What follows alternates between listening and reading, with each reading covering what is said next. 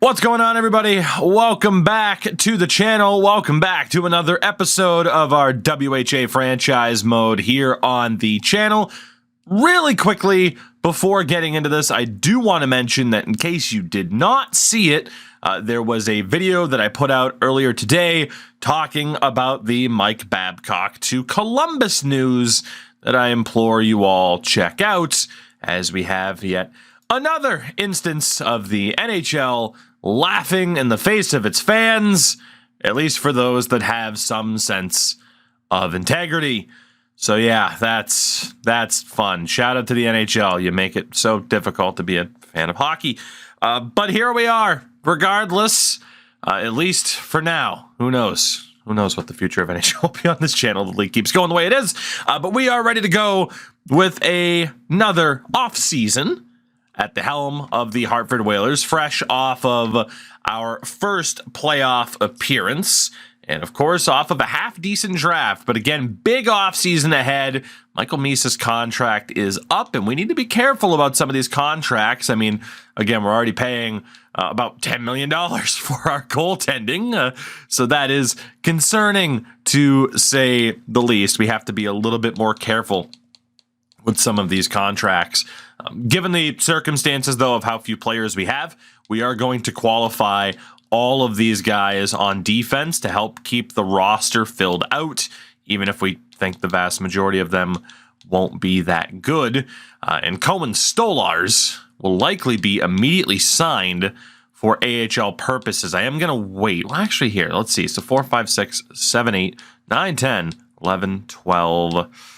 13, 14. We have players we can take out of the lineup. Pakarainen, Jakola. We're going to sign Stolars. Play him at the very least at the AHL level and hope he develops, like Little and Bakos did not last year. Moses, got to qualify you. Josh Juris, the veteran, we can let go of you. The left wing side, again, a whole bunch of RFAs, and we got to nickel and dime these guys until the time comes. Ken Glennie, the overager out of Swift Current, can be signed. So we'll drop Magnus Pajärvi. The other medium 6, Antti Tollefson, can sign you as well. I'll check back about the other players. It depends on how the AHL is looking. And then obviously to kick it off, we will qualify Michael Misa. Zane Murray is a tough one because we could leave him in Oshawa or we could play him at the NHL level this season. I'm not sure yet. But the Michael Misa contract, honestly, he's not asking for as much as I thought he would. Given that he's an RFA, if we 85% trick this, it should go down to about, we'll go 10.1 million over 8 years, which in theory, he should be worth that to us.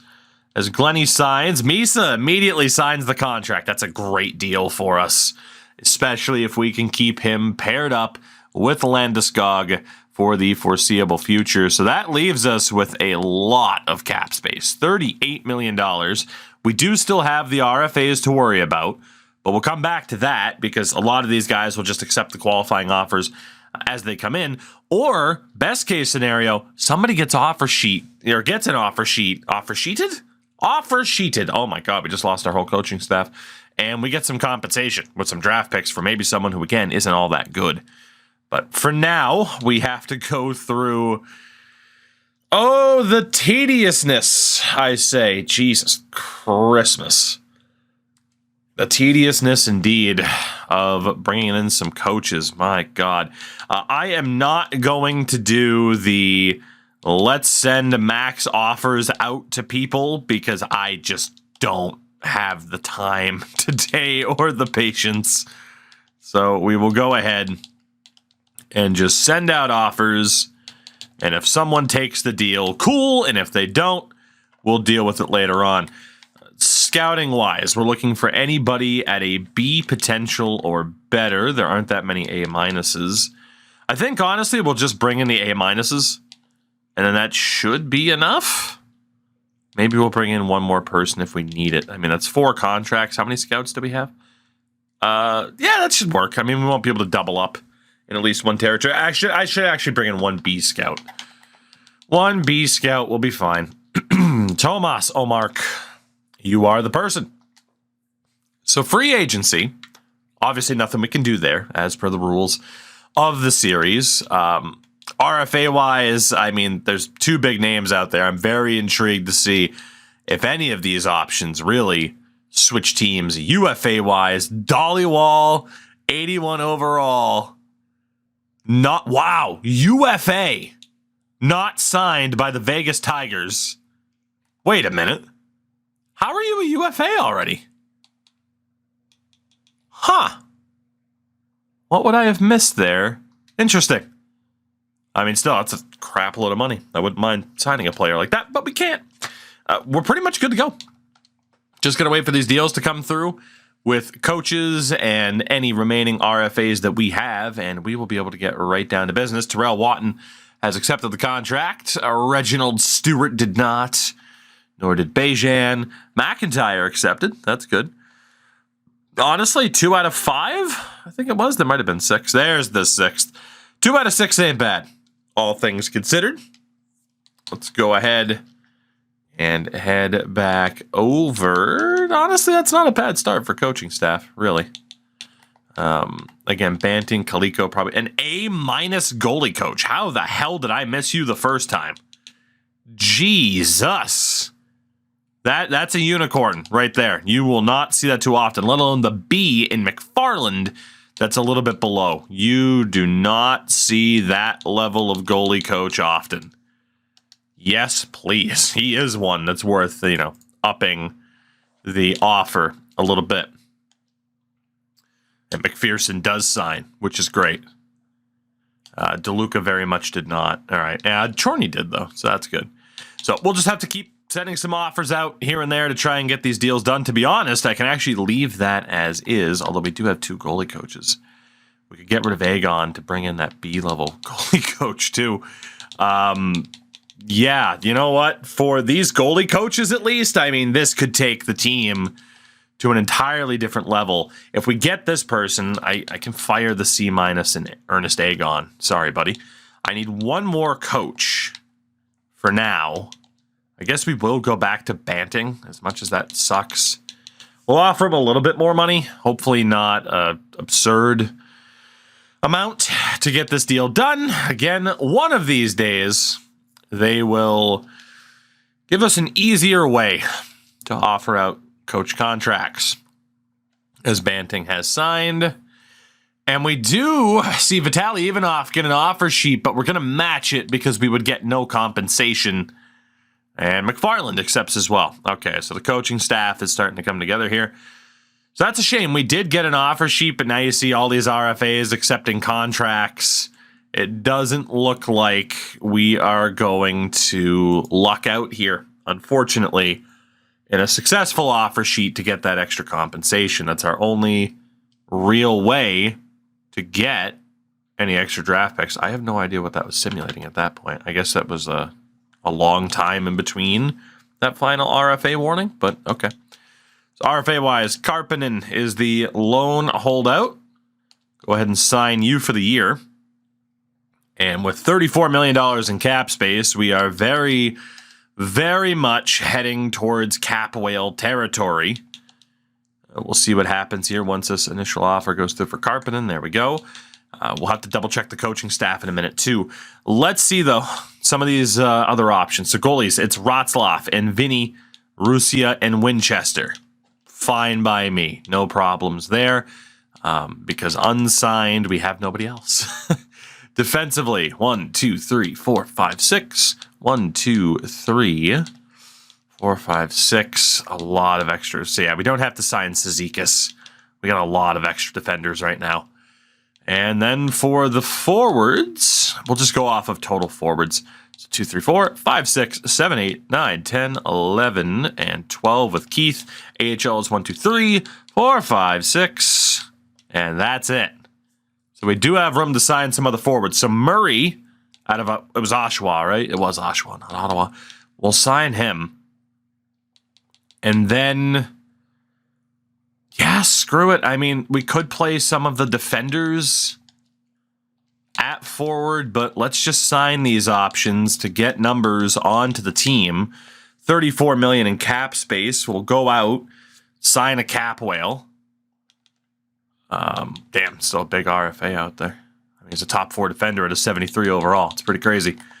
But we want to go for UFAs. Josh Joris is still the top guy in terms of the oldest person that we can bring in to take up a lot of cap space and be nice to a veteran. So, yeah, we'll pay you a boatload of money. And we'll go through these first couple of preseason games and then see what our team's going to look like this year. So Joris has accepted.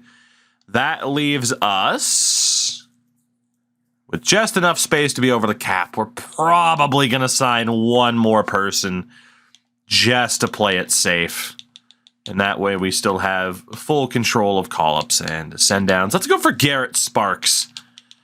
Look at the hair. Majestic. Absolutely majestic. Garrett Sparks. We'll give you $16 million as well. And we'll be good to go. Good to go, good to go. Aside from scouts and staff and all that fun stuff, there we go. Okay, so fun part now. Fun part. Rotzlaff and Vinny decided. They're both elite goalies. And obviously Winchester will be the backup this year, not Sparks. Defensively, if we go off of players that are NHL caliber, WHA caliber, call it what you will, then someone like Watkins gets left out. Did Watkins... No, he wasn't the one with the abilities. That was Stajan. I could have sworn he was a 69 at the end of last season. Maybe I'm just forgetful in my old age. Karppinen is also NHL caliber. So we could go with these 7, a combination of the 7, to see who earns a spot. Kalen Parker, for the love of God, you have to find a way to not be as bad as you were last year. The right wing side, both Saikola and Moses are actual legit NHL options. We can have Dezote there as well for the 4th line. Lindgren, Vukafuji, McCarty. Do we have someone left wing side that's ready? We don't. So it's either Bell or Ahonen, depending on chemistry for the 4th line. And then centers, Misa, Oswald. And then, honestly, the other low elite being there and Jacques Delorier didn't seem to work out that well. Shepard doesn't have a great potential. I think we go with Murray and Shepard. We have a real lack of proper centers. And again, I want to try to have people in their proper position for the sake of chemistry. So I think that works. So yeah, real lack of centers in the AHL. Hopefully we get lucky moving forward. But if we go best lines, it has Stajan out on defense, which is not what we want at all. So let's see. Bentham isn't going to get that much better. Karppinen could get a little bit better. There's Virtanen as a low 6. Skinner's a medium 6. So Virtanen at low 6 and a lower rating will be the first one out for Stajan, to give Stajan the opportunity alongside Dragicevic. Medium 7th, medium 6th. Obviously, head coaching wise, the dude we hired as head coach probably will not be, because he is a terrible fit for our defense. Whereas forward wise, well, he's actually not that bad. And Derek Bell is scratched in favor of Ahonen. But it should be Bell. I actually, you know what? I don't know why I didn't check potentials. It should be Bell who is in this lineup. So McCarty's a low 9, Vukafuji a medium bottom 6. So that is pretty straightforward in that we have Lindgren and then Derek Bell in the top 6. Right side, Moses, medium. Ooh, get Saikola higher up. Better potential. Moses is a medium 9. Dezote won't get much better. In the medium bottom 6, Oswald can go to the 4th line to try to get Shepard to develop. Or, honestly, we just use Oswald on the 3rd line because he's one of our better players and is a legitimate NHLer to 71 overall. So this second line, here's my thought for the season.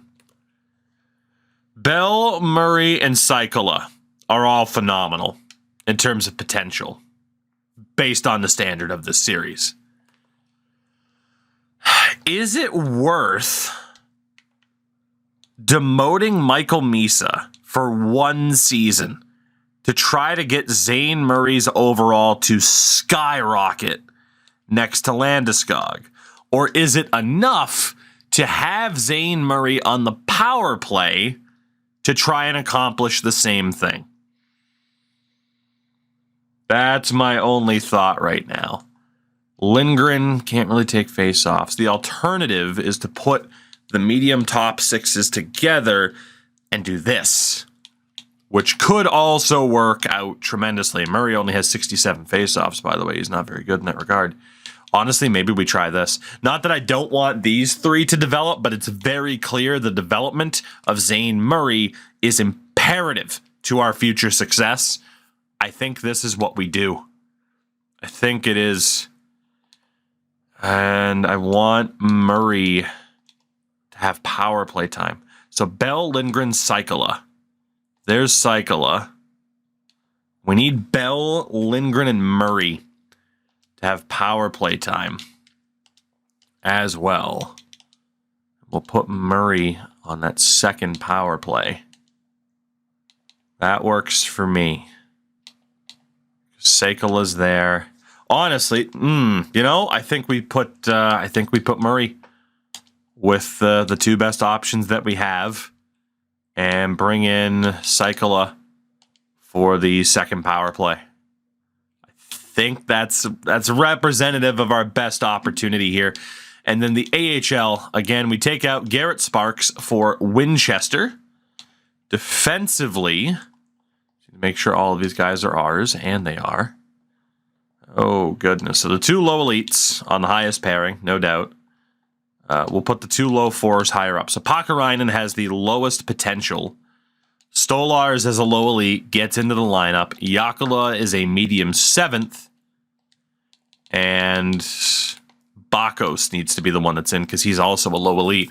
Again, low elites without abilities, it's been a little bit more difficult as the year for NHL 23 has gone on to actually get these guys to develop. But that is the game plan. And then forward-wise, we know Josh Joris can come out. Tate Booth is ours, so we'll get Tate in there. Jan Jandrich is not ours, nor is Brodin. Tollefson we know is, but what about Nikulin? Nikulin is as well. Let's get Nikulin in there. Houston is ours. I don't remember drafting you at all. Glennie is ours. Henrik Lenner is not. So we go over to the other side with Tollefson. And then down the middle, nobody else to put in. Perfect. So off of potentials. Oh boy, we don't have too many good ones in the AHL, do we? Not at all.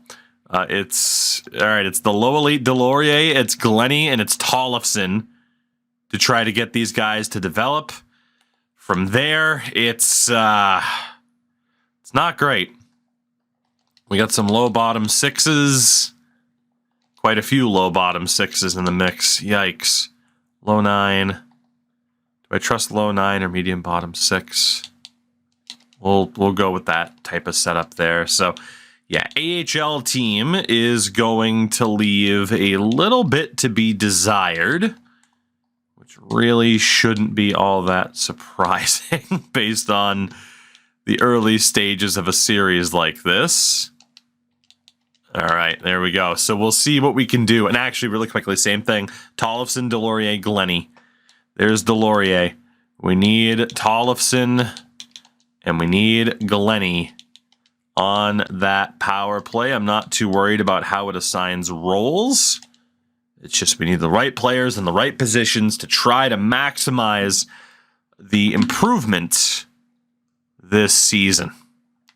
So obviously, Watton, not a great fit for coach. What we are going to do is bump McPherson to NHL coach, McFarland to AHL coach. So let's see. We need obviously one more coach in the mix. We can't hire anybody yet, though.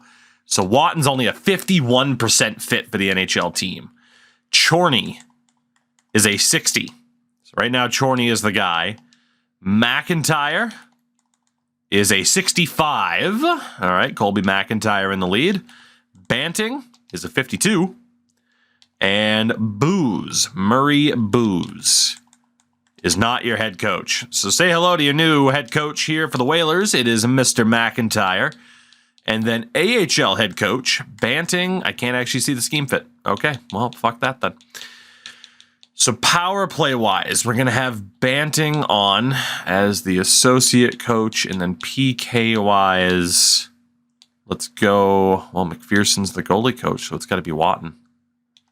So Watton is on. So the NHL staff is top-notch. It really is. We can have Chorney as the head coach, Booze as the associate. Let's see really quickly if we can bring in Kaliko as the AHL assistant coach. He's going to be the only person that we offer a deal to. If they take it, sweet. If they don't, we don't technically need an assistant coach. So that's all well set up. All good. And then our scouts. I was going to say AHL. Let's see. We don't need an ROW scout because, again, ROWs don't pop up in this game. They don't.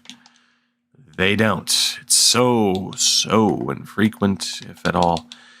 We need a U.S. Central scout. U.S. Central. And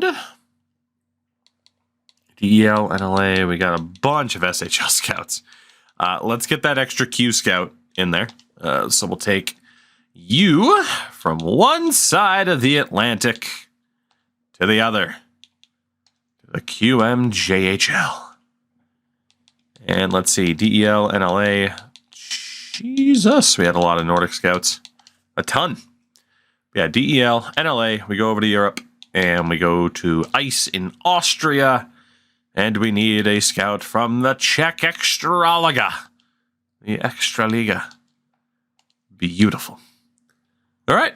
And outside of one extra Russian scout, we are officially good to go for a brand new season here at the helm of the Whalers. New coaching staff, improvement on scouts, and a pretty big risk moving forward this season. Kaliko did take the offer, which is great. So we are basically set and ready to go. And what will that top line do? Are we making the right choice in terms of the setup, especially with our former Oshawa general now on the top line? Let's see what our ratings are for this season really quickly, because I'm always intrigued. 67, 65, 75. You can obviously see the gradual improvement of the team. On the other side, 66, 68. I didn't see what the last one was, but yeah, a clear-cut advantage with, 4 players that have gold X factors in this lineup so far. So here we go. Another season. It's likely that we'd make the playoffs again, right? You would think. I don't know. I don't know if we'll make it or not. We thought that maybe, just maybe, we would miss last season, and we very much did not miss out last season. Won a round as well, which was even more surprising. I don't know. I don't know. We're 8-6-0. It's not a great indication, obviously, of where we are going to be. What do we got? 13-6-0. Right as I started to talk about, well, our record's not a great indication. We've actually gone on a pretty good run. Apparently, it's going to be a good year for rookies as well. When is it not? Damn, we've actually gone on a really good run since I started talking. Okay, I should apparently talk with more doubt more often. December 1st, 19-6-0.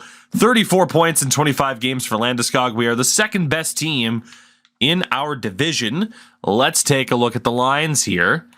As Murray, 12 points, 25 games. Not bad at a 62. Misa, 30 points in 25. All right, so at the very least, Murray is not dragging down the rest of the line. 15 points for Bell, 18 for Lindgren, 14 for Cycla. So the top 6 is doing exactly what we needed to see from them, which is tremendous. And honestly, the fourth line hasn't been that bad. Defensively, Dragicevic, 16 points next to Edwin Stajan, who's up to a 70. Karppinen has been okay. Skinner's been okay. Bentham and Parker have actually been great, which is awesome. Two of the originals from our first draft. Goaltending-wise, Vinny at a 918, Wroclaw at a 928. So far, so good. I do worry about Ahonen and Samu Virtanen, though. Given that we have no clear-cut decision to make in terms of who stays, who goes in the lineup. They are both affected by waivers, though. All right, well, they stay then. They stay. It's not so much in case of injury, but more so in case someone starts to struggle. That was an oversight on my part and not the best mistake that I've ever made. But that's okay. It's not as if they are, two phenomenal high potential prospects that, they develop. What are you doing leaving them scratch? They can still develop anyway. So we should be okay. 22-7-1. Bit of a 50-50 start to this month, but all things considered, I'm pretty happy. At this rate, I don't want to jinx it, but at this rate, it's tough to say that we're not going to be a playoff team this year. I mean, if this keeps up, we have been outstanding. Maybe I'm afraid to put expectations onto this team. I don't need my heart broken again by a team that crushes it in the regular season, only to absolutely choke at the worst possible time. 37-9-2, though, as of February 1st. The top team in our division, even over the club that eliminated us last season in the Hamilton Hounds, of course, former champions in their own right. All right, so Murray, 16 points in 49 games. Hasn't overly improved. Bell's up to a 70. I can't break up that second line, though. They're crushing it and developing. It's still probably best for Murray to continue to play center. But we are seeing some development from that or continuing to play on the top line instead of second line center. We're continuing to see development from that second line. We're continuing to see development from Stajan. And Bentham and Parker, despite that -3, actually work really, really well together. And then Vinny at a 913, Wroclaw at a 926. Our goaltending has been tremendous. Tough to find a complaint for this season. Not sure how much the top line in the AHL has improved. Doesn't look like that much. Obviously, pluses to the chemistry are few and far between. A few more minuses, but it looks like the AHL team is probably doing all right as well, given the plus minus. 28-18-6 isn't bad in a stacked Atlantic division. Jesus, 5 teams with at least 62 points. Look at how many teams are on 63. That's crazy. We're going to keep it going. No changes or adjustments to make. Pretty much just steamrolling our way towards the postseason. Crazy. I mean, again, I thought a few minutes ago, we could probably make the playoffs again. The idea that we could be one of the top teams heading into the playoffs, now that's what's a little bit surprising to me. I certainly did not expect that possibility at all. 41-15-4. Landeskog, 69 points in 60 games, so not quite an absurd amount of goals as we had seen previously. And I do wonder if that's because, I think that's probably the reason. So Misa as everything else. Let's get Landeskog as the finisher again. I said I didn't really care about roles. I think I may have done the team a bit of a disservice by, I just noticed Lindgren was on 2 different power plays. I mean, hey, not the worst thing in the world. I may have done the team a little bit of a disservice by not optimizing the power play a little bit more this season. We'll get Stajan in there on that power play, and then second power. Oh God, he's on the second power play. All right. Well, instead of Skinner, we'll get Karppinen in there as well as a DFD, which isn't necessarily ideal, but it'll do. And we'll have Bell park up in front. Who should be the distributor here? Best passing on Tuukka Saikala. Better shot for Lindgren, so that works out. So just set up Lindgren as the finisher. Duplicated roles. Oh, that lovely glitch. Shit. Oh, that glitch is a pain in the ass. Now I can have Lindgren as the finisher. Wait a minute. Distributor back up. There we go. Maybe I just totally misread that. I could have sworn it said the other guy was the thing. That's fine. AHL-wise then, Tollefson, Delorier, Glenny. Whoops, meant to go to the power play. Tollefson, Delorier, Glenny. We have Watkins there. Let's get Little onto this power play as well now that we're here. Turns out, again, it is worth optimizing. And then that second power play, Bakos and Stolars. We need Bakos and Stolars on that second power play, just to get them a little bit of extra time. Yeah, always make sure you look at the power play options. You never know when it's actually going to be worth it to put in that little bit of an extra effort. We can definitely go with Watkins as the setup man and Glenny as the finisher. So Glenny is the finisher, Watkins there. Beautiful. Okay, so a little bit more optimization should work out in our favor. Although you watch, now the power play for some reason will be trash garbage. Let's go to the end of this season. It would take a pretty damn steep collapse for us to somehow not make the playoffs. But at the same time, it's not as if that isn't possible. You know? Crazier things have happened, especially the competitiveness that we have seen in this league.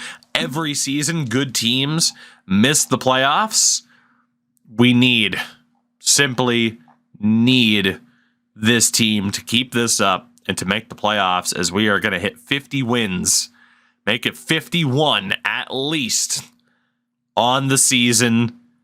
We are neck and neck with the Hounds. We know that we're playoff bound. And not only that, we win the Hunter division in 2029. How do you like that? 117 points. 56, 21, and 5. Wow. So out of the Hunter division, it is ourselves, Hamilton, and the Buffalo Bulldogs making the playoffs. Out of the Kaplan, it is the defending champion New York Raiders and the Dayton Arrows. The Hatskin sees just the Atlanta Flames making the playoffs. The Murphy division sees Vancouver, Calgary, Portland, and San Francisco. Edmonton missed out by 10 points. The No division, the Minnesota Saints and the OKC Hogs.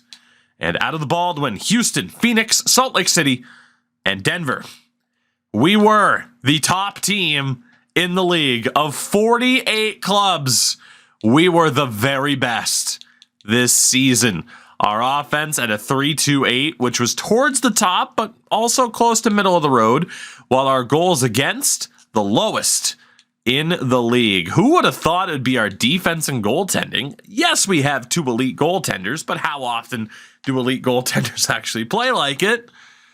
Matthias Landeskog led the way in terms of points with 97, so not nearly as crazy as last year, but still great.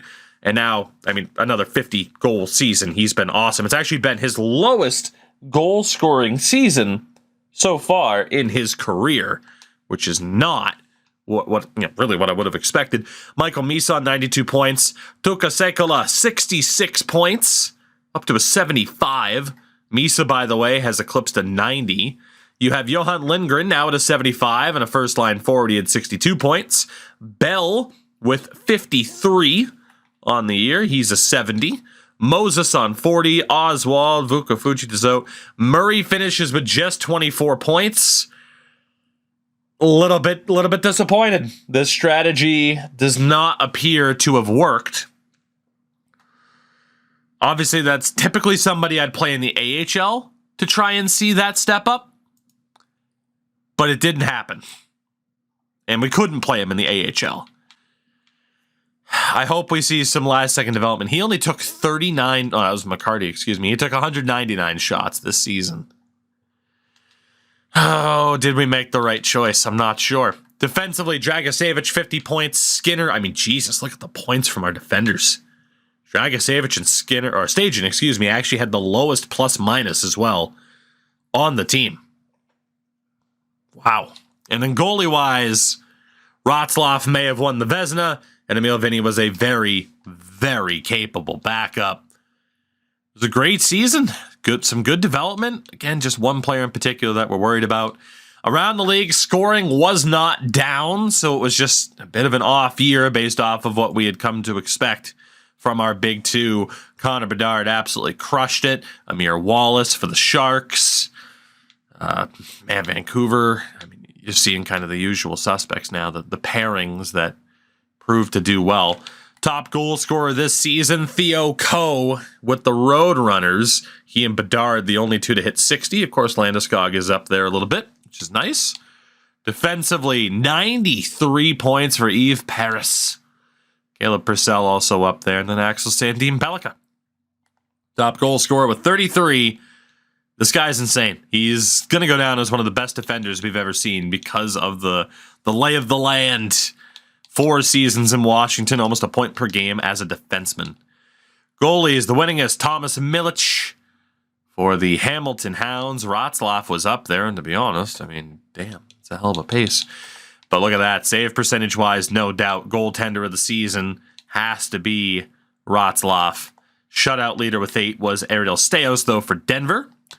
And the top rookie with 80 points, Vegas's Calvin Hart, is going to win. Sizek had a chance, but a minus 23 will cost him the award. So we are back in the playoffs. Let's get a look here at the bracket and the AHL season as well. Providence did not make the playoffs.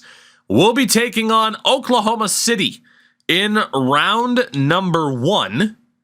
As we are the number 1 seed, it'll be Calgary, Phoenix, Atlanta, San Francisco, Hamilton, and Portland. The Raiders take on Dayton, Buffalo, Salt Lake City, Houston, Denver, and Vancouver, Minnesota. Next episode, our playoff journey continues. Hopefully, we have just as good of a run of luck as we did in the regular season.